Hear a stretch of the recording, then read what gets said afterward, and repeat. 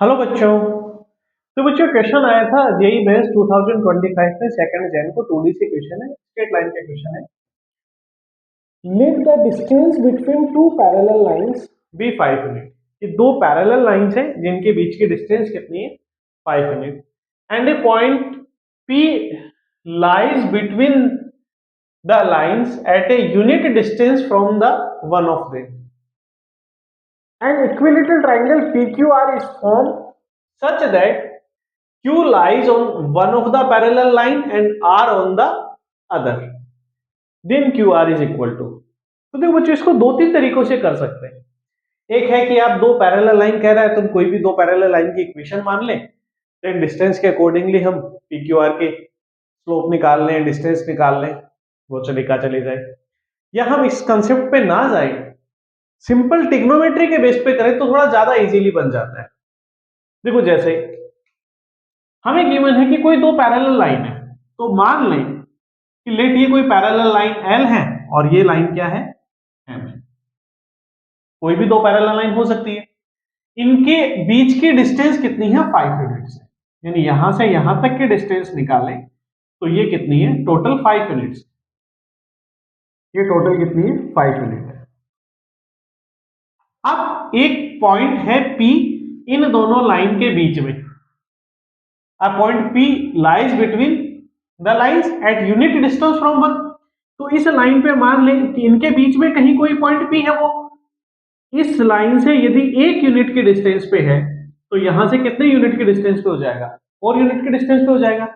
इस पॉइंट को नाम दिया है P। Q किसी एक लाइन पे है और R किसी दूसरे लाइन पे है, तो Q मान लो ये है और R मान लो ये है। और ऐसा है कि जब हम PQR कोई ट्राइंगल बनाएंगे तो ये ट्राइंगल कैसा बनेगा, right angle triangle, sorry equilateral triangle बनेगा। तो हमें क्या डिस्टेंस बतानी है, क्यूआर की डिस्टेंस बतानी है। अब देखो यदि हम क्यूआर की बात करें, इफ क्यूआर को x मान लिया जाए, इक्विलेटरल ट्राइंगल है तो पीआर भी कितना होगा x और ये भी कितना होगा x। इक्विलेटरल ट्राइंगल है तो ये एंगल कितना होगा 60। अब यहां जस्ट 10th वाले ट्रिग्नोमेट्री का कंसेप्ट यूज कर ले तो थोड़ा ज्यादा इजीली हो जाएगा। देखो कैसे, इस एंगल को मान ले कितना है थीटा, तो ये एंगल कितना बनेगा 90 माइनस थीटा। और एंगल लीनियर पेयर का कंसेप्ट लगा के यहां से एंगल निकाले तो कितना हो गया 150 माइनस थीटा है, तो ये कितना बनेगा 30 प्लस थीटा डिग्री। अब यदि x की वैल्यू आ गई तो QR का स्क्वायर भी आ जाएगा। तो अब हमें केवल किसकी वैल्यू निकालनी है, x निकालना है। तो थीटा के सामने परपेंडिकुलर हमें गिवन है, हाइपोटेनस निकालना है, तो कौन सा ट्रिग्नोमेट्री फंक्शन यूज कर ले, sine theta equals to 1 upon कितना हो जाएगा x। इस इक्वेशन को ले ले 1। ऐसे यहां पे बेस गिवन है और हाइपोटेनस निकालना है, तो दूसरी इक्वेशन में क्या लग जाएगा कोस, एंगल कितना है theta plus 30 plus theta, 30 plus theta, इसकी वैल्यू होगी बेस अपॉन हाइपोटेनस, तो कितनी हो जाएगी 4 अपॉन एक्स। इस पार्ट को सोल्व कर लो, इस पार्ट को सोल्व कर ले तो क्या हो गया cos a प्लस बी, और cos a प्लस बी होता है cos a cos b minus sin a sin b equals to 4 by X. जिन सबकी वैल्यू पता है वो पुट करते जाओ। cos 30 डिग्री, cos 30 डिग्री होता है √3/2 cos थीटा, sin 30 होता है 1/2 x sin theta, sin theta की वैल्यू इक्वेशन 1 से पुट कर दे तो 1/x, तो ये कितना हो जाएगा 1/2x इक्वल्स टू 4/x। तो cos √3/2 cos थीटा की वैल्यू कितनी आ जाएगी 4 upon 2x, sorry 4 upon x plus 1 upon 2x।